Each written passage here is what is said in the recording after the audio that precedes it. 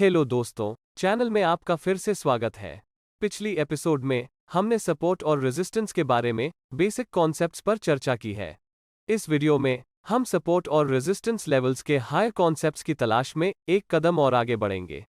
हम सीखेंगे कि यह कैसे निर्धारित किया जाए कि कोई लेवल्स टूटेगा या नहीं, और यह भी चर्चा करेगा कि सपोर्ट और रेजिस्टेंस का उपयोग करके ट्रेडिंग कैसे करें, यानी अगर हमें ब्रेकआउट्स का ट्रेड करना चाहिए या हमें रिवर्सल्स का ट्रेड करना चाहिए। और अंत में हम उन ट्रेड्स को खोजना सीखेंगे जिन्हें अन्य ट्रेडर्स नोटिस करने में विफल रहते हैं।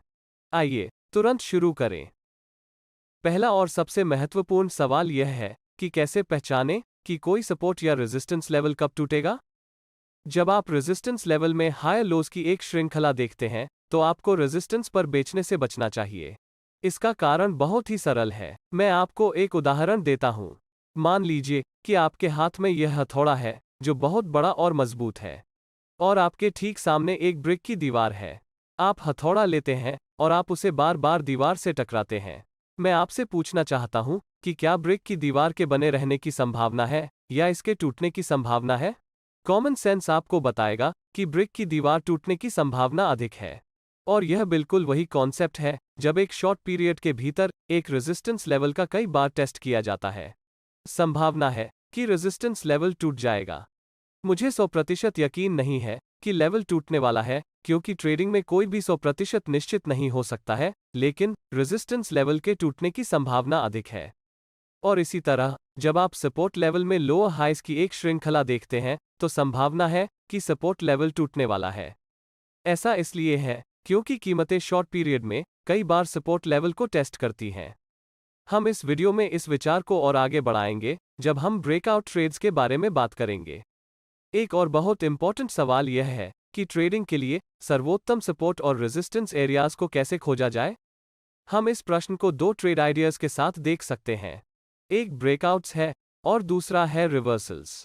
हम समझेंगे कि कब ब्रेकआउट ट्रेड करना चाहिए और कब रिवर्सल ट्रेड करना चाहिए।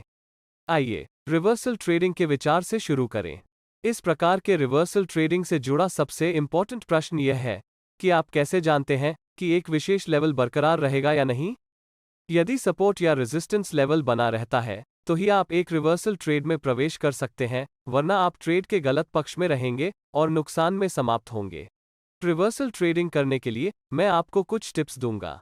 पहली और सबसे इंपॉर्टेंट बात यह है कि आपको एक मार्केट स्ट्रक्चर में एक पावर मूव या एक मोमेंटम मूव या एक मजबूत प्राइस मूव देखना होगा। इसका मतलब यह है कि यदि आपने सपोर्ट या रेजिस्टेंस एरियाज को खींचा है तो आप उस लेवल में एक मजबूत प्राइस मूव को देखना चाहते हैं। मजबूत मूव से मेरा मतलब है लार्ज बॉडीड कैंडलस्टिक्स। इसका मतलब है कि एक रेजिस्टेंस एरिया के लिए हम मजबूत बुलिश कैंडल्स को रेजिस्टेंस में आते हुए देखना चाहते हैं, और एक सपोर्ट एरिया के लिए हम मजबूत बेरिश कैंडल्स को सपोर्ट में आते देखना चाहते हैं। पावर मूव या मोमेंटम मूव से मेरा यही मतलब है। मुझे पता है कि यह काउंटर इंट्यूटिव लगता है कि एक मजबूत प्राइस मोमेंटम होने पर किसी को रिवर्सल ट्रेड क्यों करना चाहिए। यानी जब रेजिस्टेंस लेवल में इतनी स्ट्रॉन्ग बुलिश मोमेंटम है तो आप क्यों बेचना चाहते हैं, और जब सपोर्ट लेवल में इतनी मजबूत बेरिश मोमेंटम है तो आप क्यों खरीदना चाहते हैं। अभी चिंता न करें, क्योंकि जैसे जैसे हम आगे बढ़ेंगे आपको स्पष्ट हो जाएगा कि मैं इस बारे में क्यों बात कर रहा हूं। ध्यान रखने वाली दूसरी बात यह है कि आपको एक एरिया ऑफ वैल्यू से, यानी सपोर्ट या रेजिस्टेंस लेवल से स्ट्रॉन्ग प्राइस रिजेक्शन देखनी चाहिए। यह प्राइस रिजेक्शन पिन बार के रूप में हो सकती है। पिन बार एक शूटिंग स्टार, हैमर आदि हो सकता है। विचार एक लॉन्ग विक्ड कैंडल को देखने का है जो इंगित करता है कि प्राइस उस एरिया ऑफ वैल्यू से रिजेक्ट हो जाता है जिसे हम देख रहे हैं। आइए इसे रेजिस्टेंस के मामले में समझते हैं। एक बड़ी बुलिश कैंडलस्टिक रेजिस्टेंस लेवल में आती है और वह अचानक रिजेक्ट हो जाती है।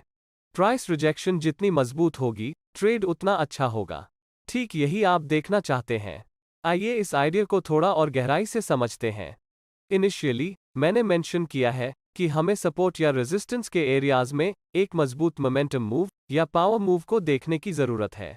पहले मैं समझाता हूं कि आप सपोर्ट या रेजिस्टेंस लेवल्स पर लार्ज बॉडीड कैंडलस्टिक्स को क्यों देखना चाहते हैं। मान लीजिए कि जब आप रेजिस्टेंस एरिया को देखते हैं और जब आप उस रेजिस्टेंस लेवल पर एक मजबूत प्राइस मूव देखते हैं, इस पॉइंट पर अपने आप से पूछें कि वास्तव में रेजिस्टेंस लेवल क्या है। पिछले वीडियो में हमने डिस्कस की थी कि एक रेजिस्टेंस एक प्राइस लेवल है जो मार्केट प्राइसेस को ऊपर बढ़ने से रोकता है, या बस यह एक ऐसा लेवल है जहां सप्लाई अधिक होती है। और आप यह भी सोचें कि आप वास्तव में अपोजिंग प्रेशर का सामना कहां करेंगे, या बस आपको क्या लगता है कि बायर्स कहां आएंगे ताकि वे अच्छी कीमतों पर खरीद सकें। यदि आप एक अच्छी प्राइस लेवल के बारे में सोचते हैं जिसमें बायर्स आएंगे, और यदि आप चार्ट को देखते हैं, तो संभावना है कि बायर्स हमेशा सपोर्ट के एरिया में खरीदना पसंद करेंगे। यह एक ऑब्वियस मार्केट लेवल है जहां बायर्स किसी विशेष सपोर्ट लेवल पर कीमत के दोबारा रीटेस्ट होने या रिवर्सल होने की प्रतीक्षा कर सकते हैं ताकि वे खरीद सकें या वे लॉन्ग एंट्री ले सकें। इसके अलावा रेजिस्टेंस लेवल से प्राइस रिजेक्शन इंगित करती है कि बायर्स हायर प्राइसेस पर खरीदने को तैयार नहीं हैं, और यह एक शॉर्ट ट्रेड करने का सबसे अच्छा समय है। दूसरा कारण यह है कि एकमात्र एरिया जहां आपको बायर्स के बाजार में वापस आने से डरना पड़ता है वह सपोर्ट लेवल है। रेजिस्टेंस लेवल पर एक शॉर्ट ट्रेड लेने का एडवांटेज यह है कि आप सपोर्ट और रेजिस्टेंस लेवल्स के बीच के अंतर का लाभ उठा सकते हैं ताकि एक उच्च रिवॉर्ड टू रिस्क प्राप्त किया जा सके। हालांकि क्या होगा यदि आपको एक विशेष लेवल पर एक मजबूत प्राइस मूव या प्राइस मोमेंटम नहीं मिली है? इसके बजाय आपको जो मिलता है वो इस तरह के बहुत सारे प्राइस स्विंग्स के साथ एक बहुत ही चॉपी प्राइस मूव है, तो रेजिस्टेंस लेवल से शॉर्ट करना एक अच्छा आइडिया नहीं है। अब अपने आप से वही सवाल पूछें कि अपोजिंग प्रेशर कहां से आएगा, यानी बायर्स को अच्छी बाय प्राइस कहां से मिलेगी। इस मामले में यह प्राइस संभावित रूप से इन स्विंग प्राइस लेवल्स पर हो सकती है। एक ट्रेडर के लिए इसका क्या अर्थ है जो रेजिस्टेंस से शॉर्ट करने की सोच रहे हो? इसका सीधा सा मतलब है कि जब प्राइस इन स्विंग लेवल्स में नीचे आती है तो आपको अपोजिंग प्रेशर का सामना करना पड़ सकता है जो आपके ट्रेड के खिलाफ हो सकता है और आपको अच्छा रिवॉर्ड टू रिस्क नहीं मिलेगा। यही कारण है कि जब इस प्रकार की स्टेयर स्टेपिंग प्राइस एक्शन या लेवल्स में स्विंग टाइप की प्राइस एक्शन होती है तो आपको एक शॉर्ट ट्रेड नहीं करना चाहिए। इसका कारण यह है कि ये सभी minor swing low levels opposing pressure के रूप में कार्य करते हैं जहां बायर्स एंट्री ले सकते हैं और आपके ट्रेड के खिलाफ कीमत बढ़ा सकते हैं।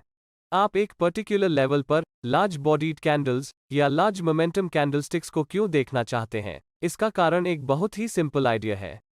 अक्सर जब एक मजबूत प्राइस मूव होती है, उदाहरण के लिए एक रेजिस्टेंस लेवल में एक मजबूत बुलिश प्राइस मूव होती है, तो अधिकांश ट्रेडर्स केवल ब्रेकआउट्स पर बाइंग करना चाहेंगे। मुझे यकीन है कि आपने शायद इसे स्वयं किया होगा। जब एक मजबूत मोमेंटम मूव होती है तो आप सोच रहे होंगे, चलो ब्रेकआउट पर खरीदते हैं, बाजार में मोमेंटम आ रही है और यह रैली करना जारी रखेगा। तो उस पॉइंट पर सरल निर्णय इसे खरीदना है। अब यहीं से कहानी में ट्विस्ट आता है। आप अपना स्टॉप लॉस कहां रखेंगे?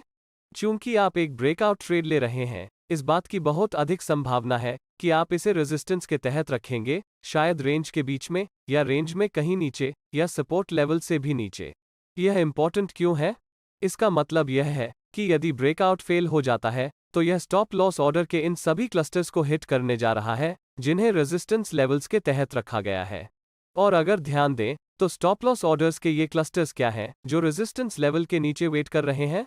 वे केवल मार्केट से बाहर निकलने या उन पोजीशंस को स्क्वायर ऑफ करने के ऑर्डर्स हैं जो उन ब्रेकआउट ट्रेडर्स द्वारा रखे गए थे जिन्होंने स्टॉक पर लॉन्ग ट्रेड्स लिए गया था। इसका मतलब है कि ये वास्तव में सेल स्टॉप लॉस ऑर्डर्स हैं जो बाजार में और सेलिंग प्रेशर को प्रेरित करेगा। मार्केट स्ट्रक्चर में बुलिश मूव जितनी मजबूत होगी उतने ही अधिक ब्रेकआउट ट्रेडर्स नए ट्रेडों में प्रवेश करेंगे और अधिक बाइंग होगी। बदले में अधिक बायर्स का अर्थ है रेजिस्टेंस लेवल के नीचे अधिक सेल स्टॉप लॉस ऑर्डर्स होगा। और यदि कोई प्राइस रिवर्सल होता है या यदि प्राइसेस वापस नीचे की ओर उलट जाती है तो यह इन ब्रेकआउट ट्रेडर्स के सभी सेल स्टॉप लॉस ऑर्डर्स को हिट करेगा। याद रखने वाली एक और महत्वपूर्ण बात यह है कि कीमत किसी पर्टिकुलर लेवल से जितनी देर दूर रहती है, ट्रेड उतना ही बेहतर होता है। और ऐसा क्यों है? बात यह है कि जितनी देर तक प्राइस एक पर्टिकुलर लेवल से दूर रहती है, उतना ही यह हायर टाइम फ्रेम वाले ट्रेडर्स का ध्यान आकर्षित करेगा। उदाहरण के लिए, यदि प्राइस ने पिछले 3 महीने या 6 महीने या 1 वर्ष के लिए डेली टाइम फ्रेम पर 150 रुपये के प्राइस लेवल का टेस्ट नहीं किया है, तब आप सुनिश्चित हो सकते हैं कि यह पर्टिकुलर लेवल वीकली पीरियड या मंथली टाइम पीरियड पर भी देखा जा सकता है। और इस कारण से हायर टाइम फ्रेम से अधिक ट्रेडर्स इन प्राइस लेवल्स पर अधिक ध्यान देना शुरू कर देंगे। और इसीलिए आप एक मजबूत प्राइस रिजेक्शन या उस लेवल पर एक रिवर्सल प्राप्त कर सकते हैं जिसका हायर पीरियड में टेस्ट नहीं किया गया है। ठीक है, अब आइए ब्रेकआउट ट्रेड्स की पहचान करना सीखें। अधिकांश नौसिखिया ट्रेडर्स रिवर्सल्स की तुलना में अधिक ब्रेकआउट्स का ट्रेडिंग करते हैं। जब वे एक मजबूत प्राइस मूव देखते हैं तो वे सोचते हैं कि कीमतें चांद पर जाएंगी और वे ब्रेकआउट खरीदने में कूद जाएंगे। अगले ही पल प्राइसेस रिवर्स हो जाती है और ऑपोजिट डायरेक्शन में एक मजबूत रिवर्सल होता है। ये सभी ट्रेडर्स ट्रेड के गलत पक्ष में फंस जाएंगे और इसके परिणामस्वरूप उनका स्टॉप लॉस हिट होगा, जिससे कीमत और भी डिक्लाइन हो जाएगी। आपको सपोर्ट और रेजिस्टेंस पर ब्रेकआउट्स का ट्रेड कब करना चाहिए? यह कॉन्सेप्ट वास्तव में रिवर्सल्स के मामले में आपके द्वारा पहले सीखी गई बातों से काफी विपरीत है।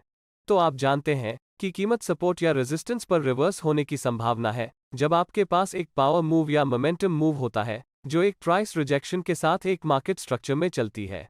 जब आप इसे एक ब्रेकआउट दृष्टिकोण से देख रहे हैं तो आप मार्केट स्ट्रक्चर में एक मजबूत मोमेंटम मूव नहीं देखना चाहते हैं। इस मामले में आप जो देखना चाहते हैं वह एक प्राइस एक्शन है, जिसके बारे में हमने इस वीडियो की शुरुआत में ही चर्चा की है। हमें हाई लोज को रेजिस्टेंस में देखना होगा, कुछ हद तक एक असेंडिंग ट्रायंगल की तरह दिखना चाहिए, या हमें लोअर हाइज को सपोर्ट में देखना चाहिए जो कुछ हद तक एक डिसेंडिंग ट्रायंगल जैसा दिखता है, या यहां तक कि एक तीसरा प्रकार जहां एक प्राइस बिल्डअप होता है जो मूविंग एवरेजेस द्वारा सपोर्टेड होता है। मैं सब समझा दूंगा। रेजिस्टेंस लेवल में हाई लोज कुछ इस तरह दिखेगा।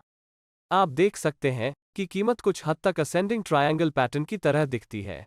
यह महत्वपूर्ण है क्योंकि यह मुझे बता रहा है कि बायर्स हायर प्राइसेस पर खरीदने के इच्छुक हैं और सेलर्स बेचने में इंटरेस्ट नहीं रखते हैं या वे कमजोर हैं। असेंडिंग ट्रायंगल पैटर्न मुझे बताता है कि सेलर्स अपनी ताकत के मामले में कमजोर हो रहे हैं। बात यह है कि पहली बार सेलर्स अच्छे मार्जिन से कीमत को नीचे धकेलने में कामयाब रहे और लगातार बार धक्का और कमजोर होता गया। यह बुलिश स्ट्रेंथ का संकेत है, जिसका मतलब है कि बाजार संभवतः ब्रेकआउट हो सकता है। इस उदाहरण में आप रेजिस्टेंस से शॉर्ट नहीं करना चाहते हैं क्योंकि नंबर 1 आपके पास रेजिस्टेंस स्ट्रक्चर में मोमेंटम मूव नहीं है, और नंबर 2 यदि आप रेजिस्टेंस से शॉर्ट ट्रेड लेते हैं तो बायर्स संभावित रूप से इन इंटरमीडिएट स्विंग लेवल्स से आ सकते हैं जो कि फॉर्म किए गए हैं, और इसका परिणाम यह है कि आप अपने स्टॉप लॉस को हिट करेंगे। इसी तरह आइए लोअर हाइज को सपोर्ट लेवल में देखें जो लगभग एक समान कॉन्सेप्ट है। यह मुझे बताता है कि सेलर्स नियंत्रण ले रहे हैं और वे और भी लोअर प्राइसेस पर बेचने को तैयार हैं। यदि हम इसे प्राइस एक्शन के दृष्टिकोण से देखते हैं तो यह आपको बता रहा है कि बायर्स भी कमजोर हो रहे हैं, क्योंकि यह एक ऐसी स्थिति है जहां खरीदार मुश्किल से कीमत को ऊपर की ओर धकेलते हैं और अगले स्विंग्स के दौरान प्राइसेस पिछले स्विंग हाइस के संबंध में लोअर क्लोज हो जाती हैं क्योंकि बायर्स इसे और अधिक धक्का देने में सक्षम नहीं थे। पिछले मामले की तरह आपको इस स्थिति में लॉन्ग ट्रेड्स नहीं करना चाहिए क्योंकि सेलर्स डोमिनेंट हैं और इस बात की अधिक संभावना है कि बाजार नीचे गिरेगा। और यदि आप लॉन्ग पोजीशन लेके चलते हैं तो असेंडिंग ट्रायंगल के फॉर्मेशन के दौरान स्विंग लेवल्स बनते हैं जहां सेलर्स संभावित रूप से आ सकते हैं, और इसका परिणाम यह होगा कि आप अपने स्टॉप लॉस को हिट कर देंगे। आप देख सकते हैं कि प्राइस एक्शन वास्तव में काफी दिलचस्प है, जहां एक पक्ष मजबूत होता जा रहा है जबकि दूसरा पक्ष कमजोर होता जा रहा है। अब आइए तीसरे टाइप की चर्चा करें जहां एक बिल्डअप को मूविंग एवरेजेस द्वारा सपोर्ट किया जाता है। इस मामले में प्राइस एक प्रमुख रेजिस्टेंस या सपोर्ट लेवल पर आ सकती है और कीमत वहां कंसोलिडेट होती है।